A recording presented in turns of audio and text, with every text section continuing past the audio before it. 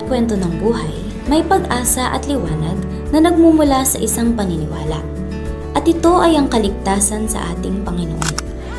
Sa mga nagdaang taon, ang Christian Bible Fellowship ay naging tahanan ng pananampalataya, pag-ibig at pagkakaisa. Iba-iba man ang pinanggalingan, ngunit nagkaisa dahil sa pangako na kaligtasan. Kaya naman, ngayong pagdiriwang na ika-38 anibersaryo ng CBF, sabay-sabay nating tuklasin ang kwento ng mga buhay na nabago, pamilya na muling nagkaisa, at ang patuloy na paglalakbay ng bawat miyembro tungo sa kaligtasan. Hindi lang bilang individual, kundi bilang isang buong sambahayan. Ito ang kanilang kwentong CBF.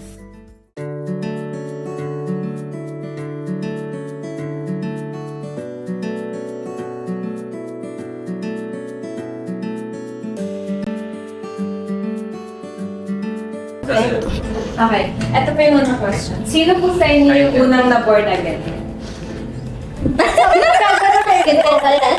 Mga hindi pa po ganyan. Kala niyo ka? Tapos ano po yung pangako ng Diyos ang pinanghawakan mo para sa inyong sambahayan at bakit? Nung nakakilala kami sa Panginoon, kasi una si Kuya Jerry mo, tapos ako. Kaya naging stand namin yung as for me and my house, we will serve the Lord. Ano man ang mangyari, 'di ba? Ano man ang sitwasyon, palaging ang buong pamilya maglilingkod sa Panginoon, magpapatuloy sa Panginoon. Sa pangalawang question naman po. Sa gitna ng mga pagsubok, paano niyo po nakita yung katapatan ng Diyos sa buhay ng inyong sambahan? Ikaw din, punong-puno ka. Naiiyak. Hindi ako iyak. Hindi, ang Panginoon tunay na mabuti siya kasi sa time ng pagsubok, talagang lagi niya ipinapadama na hindi kami nag-iisa. Laging, kung ano man yung pinagdaanan namin, pamilya, parang, yung comfort ng Lord, lagi mo makikita. Hindi yung, hindi siya yung parang nawala sa tabi mo na akala mo tapos na lahat. Akala mo nung nangyari yon, yung mga sitwasyon na nangyari sa amin, tapos na lahat. Na wala kaming kakampi. Kasi minsan mararamdaman mo yun na parang walang kakampi. Pero, wag yun ang hanapin mo. Ang hanapin mo yung presensya ng Panginoon. Kasi talagang hindi ka niya iiwan. Pagtatagumpayin ka sa lahat ng pagsubok ng Panginoon, gano'n man to kahirap, gano'n man kasakit yung naramdaman mo nung panahon na may pagsubok ka, nandun ang Panginoon, yung comfort niya, yun yung pinaka the best na binigay ng Panginoon sa amin na hindi ko makakalimutan. At hanggang ngayon, yung comfort pa rin ng Panginoon. Yun lang naman yung pinaka natin sa pananampalataya natin eh. Ba't natawa ka? Yun naman yung pinaka natin. Lagi nating panghawakan, nakasama natin ng Panginoon. Diba? Hirap nung sa akin, ha? Wala pang ang tanong eh. Ito po yung sunod na tanong. Dalihan mo lang, dimple lang. Ano ba yung nakikita mong epekto ng generational faith? Yung pananampalatayang ipapasok ko sa mga anak at apo? Kasi meron ng ano ba yun? May katwiran na ang Gen Z ngayon ang mga bagong mga kabataan. Pero sabi nga, kung ano yung faith noon, yung pa rin yung faith ngayon. Dapat iisa lang yung stand pagdating sa pananampalataya. Hindi mo siya pwedeng, ano yun tayo? I-compromise. Diba? Pagdating sa faith. Yun lang. Yun lang. Ito po yung last question naman. Ano po yung may papayo niyo sa mga bagong pamilya sa simbahan na nagnanais din maglingkod? Lahat na tayo. Short lang, no? Ano nga ulit yan? Ano po yung may papayo niyo sa mga bagong pamilya sa simbahan na nagnanais din maglingkod ng sama-sama? Thank you for that wonderful question, Ate Dimpon. Ayun lang, mapapayo ko lang. Palagi lang babad sa salita ng Panginoon.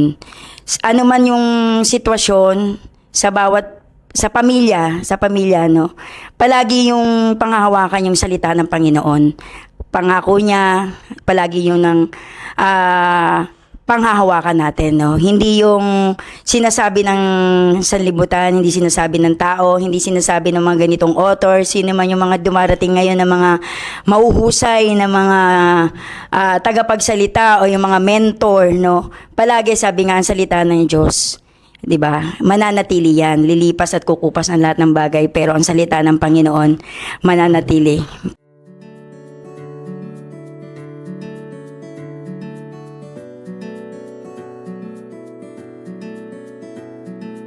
Yung unang na-born again. Ang unang na born again sa amin, ako talaga.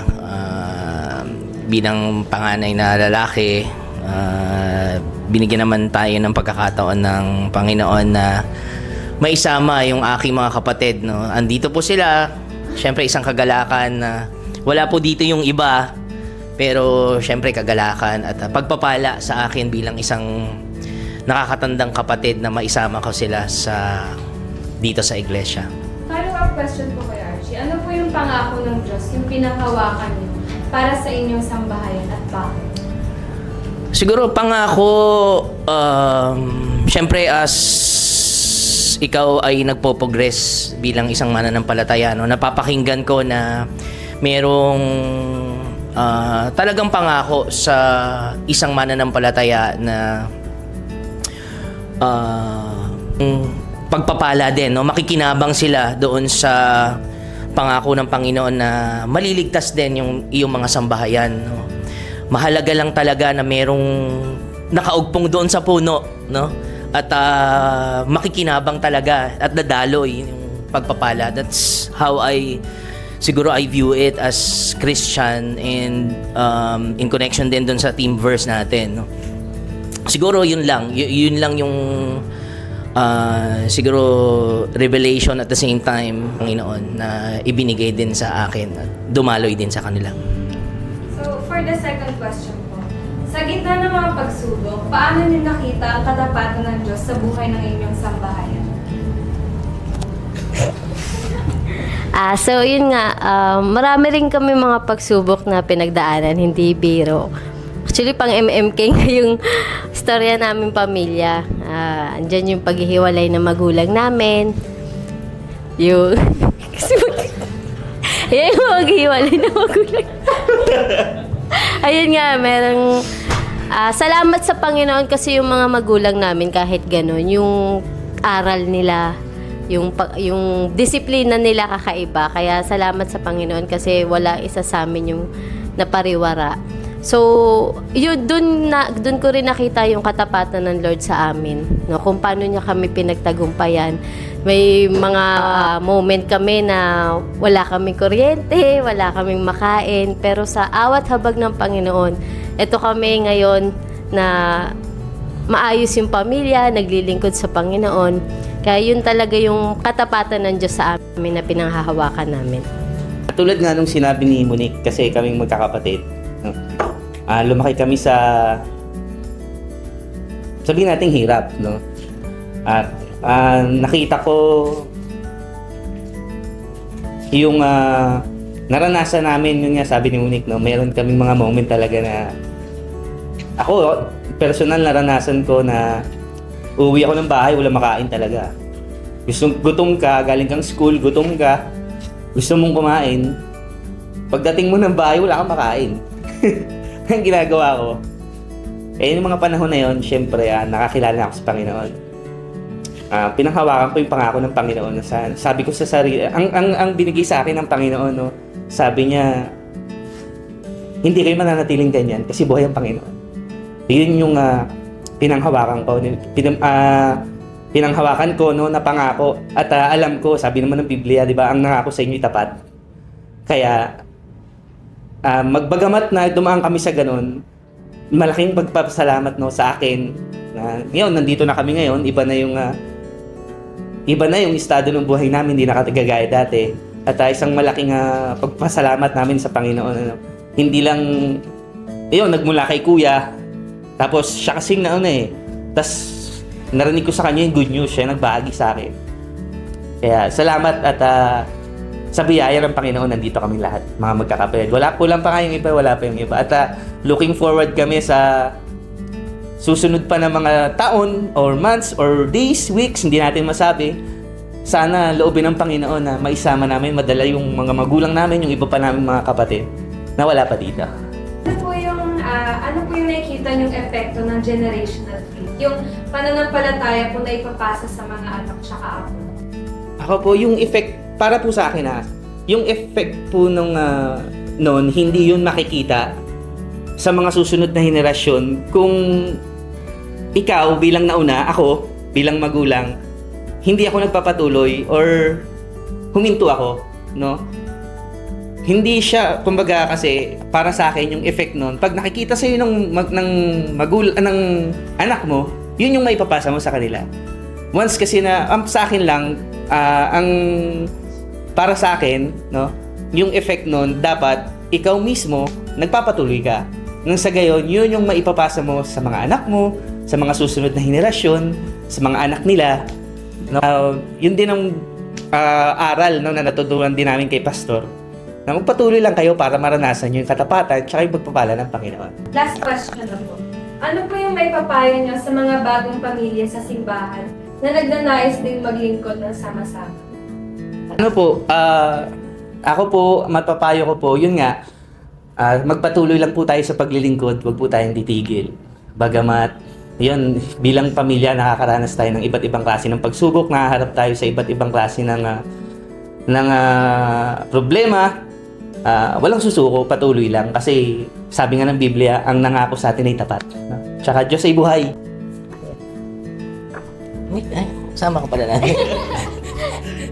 May papayo, siguro based lang sa karanasan. Siguro yung respeto. Siguro yung respect sa ating mga lingkod, unang-una. Pangalawa, matuto tayong mag-aral. No? Kilalanin natin ang Panginoon kung sino talaga siya sa buhay natin. Kaya kailangan po tayo lumalago, patuloy na kilalanin ang Panginoon natin. So, yun nga. Kasi ako, yung mga anak ko maliliit pa lang, no? Nagsisimula pa lang kami. Salamat sa Panginoon kasi binigyan kami ng wisdom ng Lord kung paano sila tuturuan na makilala ang Panginoon. Yan si Elias, tinuturuan namin siya mag-pray bago kumain. We make sure pagkagising, bago matulog, kasama namin siya sa prayer. So, ayun yung isa sa, para sa akin kasi it starts in your home talaga eh. Talagang magsisimula siya sa tahanan. At magmamanifest na lang yon sa church o saan man sila dinadala ng Panginoon. Kaya salamat sa Panginoon kasi alam ko na lahat ng yon eh magbubunga sa kanyang buhay. Siya rin makikinabang nun. Siya rin yung makikinabang nun, no, sa paglilingkod niya sa Panginoon. Kaya yun lang po. Sa paglipas ng mga taon, maraming buhay ang nadugtong sa ating iglesia. Ngunit, balikan naman natin ang simula. Kasama ang mga unang tumugon sa tawag ng Diyos at sabay sa simbahan ay lumago sa pananampalataya.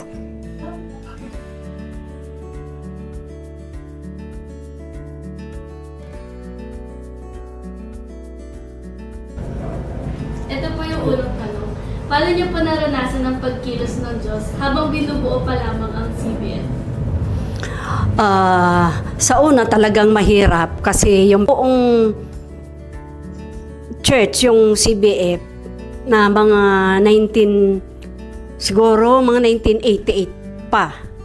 Tapos kami, bago siguro matapos yung 1988 na yon, doon kami nakakilala sa Panginoon. Doon sa silong ng Pinyahan, talagang konting-konti pa kami. Kumbaga, kung titingnan mo, parang hindi maganda kung hindi Panginoon yung tumawag. Parang susuko ka na kasi galing kami doon sa malayo, magbiyabiyahe walang sasakyan ng ganun. Pero sa awa at habag ng Panginoon, dahil talagang yung biyaya ng Panginoon ay dumating na sa pagkatawag sa amin, sabi nga, ang lahat ng pinili ng Panginoon kahit sa sitwasyon na hindi maganda, di ba? Yun. nagpatuloy kami. Ang ipinagpapasalamat namin sa Panginoon, una-una na yung pastor na talagang naging matyaga sa pag-alalay, yung suporta ni pastor, talagang binabahay-bahay kami. Pagba-Bible study na yung salita ng Diyos talaga talagang inaano sa aming mga puso, na talagang siyang humipo sa aming pagiging buhay Kristiyano. Ako kasi, nahuli ako, nauna sila. Kasi sabi ko, bakit? Pares lang yan eh. Pares lang, Diyos lang inaano natin. Minsan nga, pag nagba-Bible study sa amin, pag nadantang ko si pastor doon, di muna ako tutuloy. Patatapusin ko muna sila. Yun, hanggang sa minsan, si John, kay John mo, mga ilang taon pa lang yun. Wala pang 1 taon. Nagkataon na linggo, pinagsama nila ako sa church, doon sa pinyahan nga na yun. Ay, si John may sinat. Sabi ko, wag na lang. Ay, sabi naman, sige na, para makita mo yung church natin, para pag-pray naman nila pastor. Nung nandun na kami sa pinyahan, si John nagaganyan na. Yung mata, yung ano na. Tumitirik na. Sabi ko, kayo na lang, dadalhin ko na sa hospital ito. Nakita ni pastor. Akin na niya, ipipray na natin. Hindi pa nga na-umpisa eh. Pero hindi niya, naiyak nga ako eh. Kasi doon ako tinawag ng Diyos eh. Ayun. Prenay, ang ano ko pa, ang focus ko pa rin kay John lagi. Kasi nakita ko, gumaganyan yung mata eh. Di pa natatapos yung prayer ni pastor. Nakakita ko yung mata. Nagbulat na. Doon talaga ako doon ako tinawag ng Panginoon. Kaya sabi ko, hindi na ako alis dito. Ito naman po yung pangalawang tanong. Sa gitna po ng mga pagsubok, paano niyo po nakita yung katapatan ng Diyos sa buhay ng inyong sambahayan? Una kasi, ang Panginoon din naman ang talagang naglalagay ng pananampalataya at pagtitiwala natin sa Panginoon para magpatuloy na kahit ano yung pagsubok na dumating sa amin, dahil nga talagang nag-umpisa kami doon sa walang-wala buhat nung kami lumipat dito kasi galing nga kami sa probinsya. Nag-umpisa talaga kami sa walang-wala. Pero umasa talaga kami sa magagawa ng Panginoon sa amin na doon namin nakilala na talagang wala kaming magagawa kung kami hiwalay sa Panginoon. Wala talaga kaming maipagmamalaki. Lahat galing sa Kanya. Sige po, ito na po yung huling tanong. Ano po yung mensahe niyo po para sa mga bagong henerasyon na ngayon ay patuloy na naglilingkod sa CBN? Siguro ang maipapayo ko sa mga bagong henerasyon ngayon, at yun din yung ipinapayo ko dyan, gaya din ni Raizo, ni Seyna, na nag-uumpisa. Ang maipapayo ko sa kagaya ninyong kabataan, talagang patuloy lang, tiwala sa Panginoon. At lahat ng gustong mangyari ninyo sa buhay nyo, siyempre lahat na kayo merong plano. Ipagpatuloy lang ninyo at huwag kayong bibitaw kahit talagang nagdadanas ng pagsubok. Kasi nasa atin talaga yung pagsubok kasi ang kaaway talagang laging naandyan. Talagang hanggat kaya nila tayong sisirain tayo at ihihiwalay tayo sa Panginoon. Pero yun lang masasabi ko, huwag kayong lalayo. Kaya kung saan tayo nakakilala, kaya bibitaw. Kung saan tayo pinagpala, tiyaga. Kaya kami, siguro, kalooban ng Diyos na talagang kung mawala kami, dito na lang talaga kami. Lumipat na kami sa probinsya dati, pero hinahanap-hanap pa rin namin. Kahit nga lang. Iba yung kaya salamat talaga sa puso natin. Iba yung doon tayo nakakilala. Pag pinili ka talaga, Sabi Dapat nga, yung kahit pangako hindi na- tayo karapat-dapat, pero ginawa tayong karapat-dapat ng Panginoon. Ang pupuri at pasasalamat ay sa Panginoon. Amen.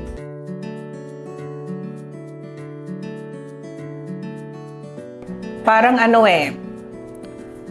dati kasi kami nasa Baptist, so kalooban siguro ng Panginoon na mapahiwalay kami sa Baptist, Conservative Baptist, dahil plano niya nga na magkaroon ng Christian Bible Fellowship.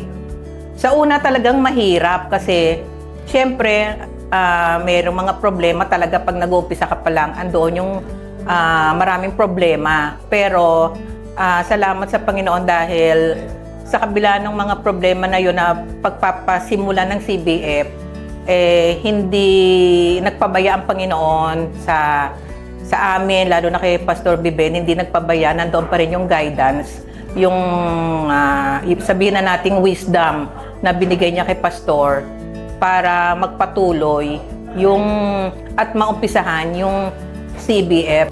At salamat naman sa Panginoon dahil hanggang ngayon, yung CBF nandito pa rin, lumaki, lumawak, dumami yung nakakilala sa Panginoon, at marami yung nagpupuri at sumasamba sa Kanya. Sa pangalawa pong tanong, ano po yung nakita niyong pinakamalaking pagbabago sa buhay ng bawat sambayan sa paglipas ng mga tao? Sa mga pamilya ng CBF, kasi nakita ko nagpatuloy sila sa Panginoon, nagpatuloy sila sa paglilingkod. Alam ko marami rin silang problema na kinakaharap sa pamilya, pero nagpatuloy sila sa Panginoon at nakita ko yung blessing ng Panginoon sa bawat pamilya. Nakita ko hindi lang sa material, sa financial, pero sa lahat ng bagay pinagpala sila, lalo na sa spiritual, dahil hanggang ngayon kasama namin sila, nagpapatuloy. Pinagpala, financially, spiritually, at nakita ko masaya yung buhay nila sa paglilingkod sa Panginoon.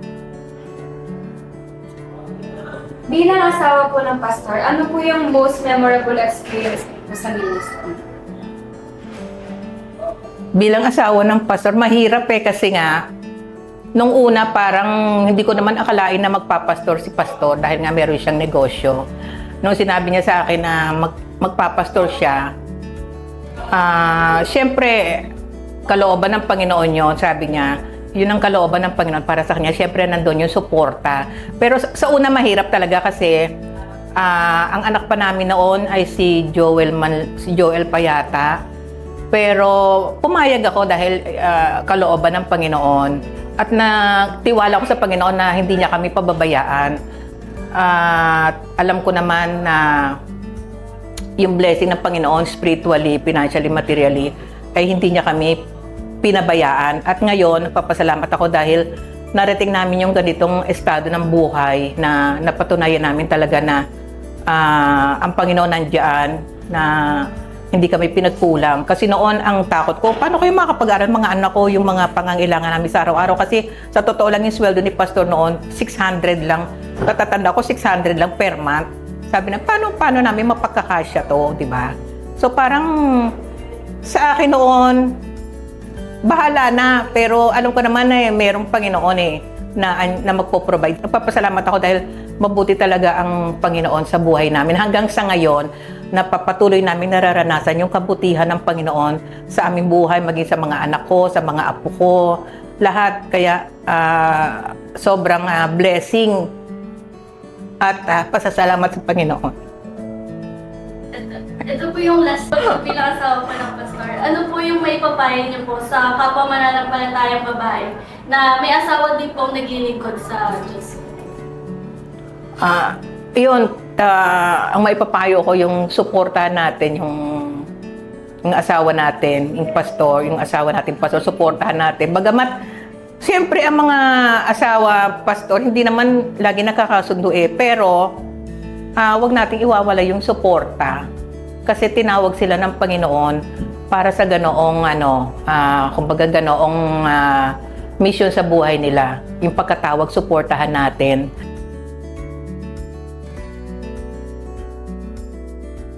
Unang tanong po, paano ninyo po naranasan ang pagkilos ng Diyos habang binubuo pa lamang ang CBF?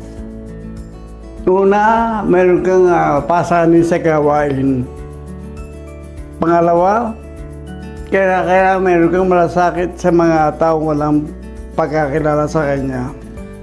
Doon ko naramdaman ang pagkilos ng Diyos sa aking buhay. Pangatlo, binago ng Diyos ang aking pananaw sa buhay. Ano po yung nakita niyong pinakamalaking pagbabago sa buhay ng bawat sambahayan sa paglipas po ng mga taon? Ang pagbabago, nakita ko yung dating mga mag-asawa na laging nag-aaway. Medyo inaayos ang Panginoon. Pangatlo, nakita ko mga ilang kabataan na dating mga alipin ng bisyo dahil sa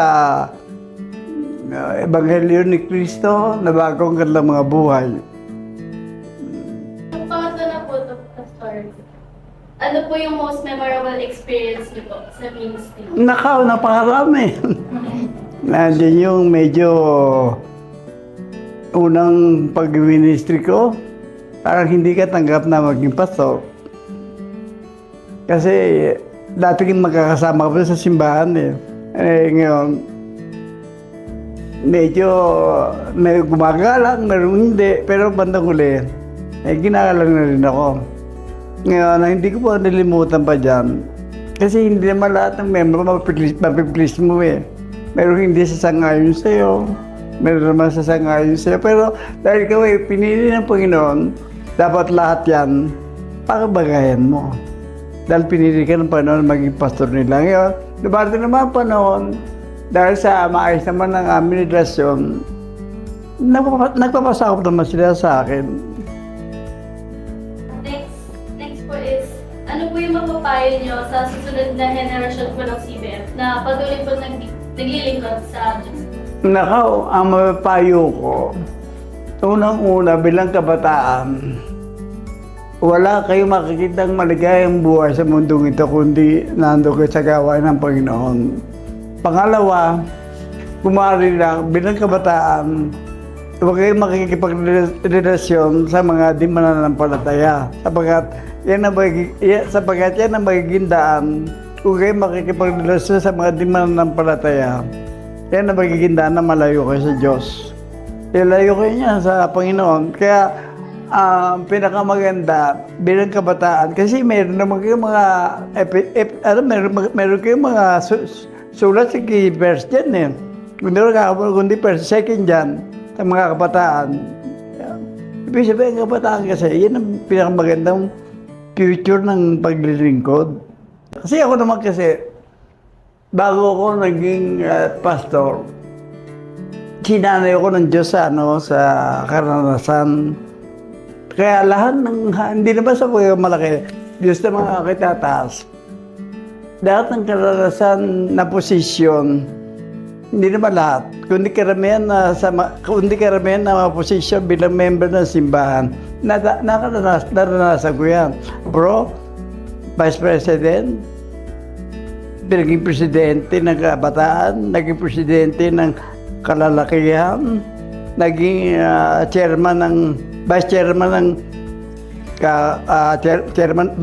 ng board, naging chairman ng board bago kasi mga panahon na yon, walang pastor eh. Kaya ako lumalabas bilang chairman ng board, ako lumalabas na pastor. Kaya nung ako naging pastor, bagamat mahirap, kasi pag ikaw nagka-pastor, hindi naman lahat makakaintindi sa iyo eh. Di ba? Meron hindi tanggap ka, meron tanggap ka, meron nagkapasa ako, pero hindi. Pero dapat ang pastor, dapat marunong makibagay. Di ba? Yan ang tunay na pastor. Hindi naman sabi ko, hindi ko itataas sa sarili ko, kundi anumang mga kabutihan may gawa ko sa gawain ng Panginoon, Diyos ang may akda ng lahat ng yan.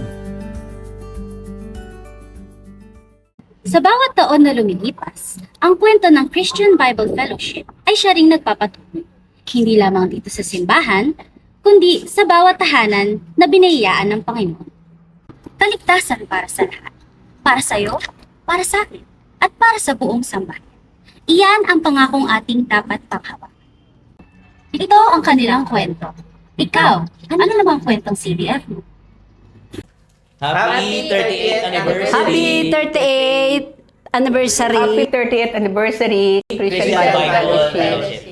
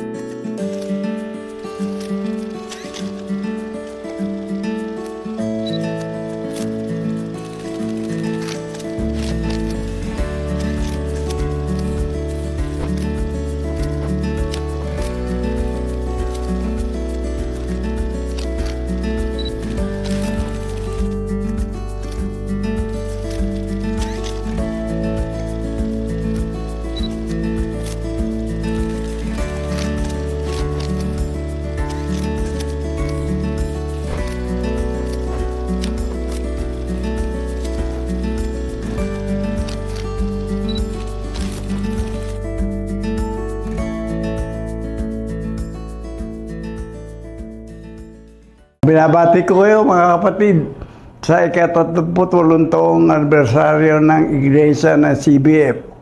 Ang mensahe ko lamang sa mga member ng CBF, una, maging tapat tayo sa Diyos.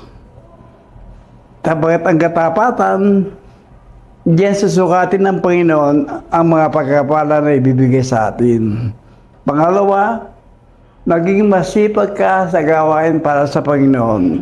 Sapagkat bilang Kristiyano, ang pinaka-outlet ng isang Kristiyano, walang iba kundi ang gawain ng Panginoon.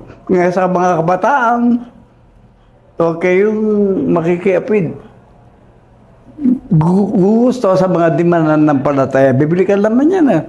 At sa mga nanay, tatay naman, upang tumatag ang ating upang tumatag ang ating sambahayan sa mga nanay, tatay, unahin niyo ang Diyos. Kapag inuna niyo ang Diyos magbibigay ng wisdom sa atin yan kung paano natin pangungunahan ang ating sambahayan sa pamamagitan ng kanyang biyaya na ibinigay sa atin. Pero pag hindi niyo inuna ang Diyos, mahirap mabuhay na hindi ang Diyos na nangunguna sa buhay natin. Thank you, Pastor!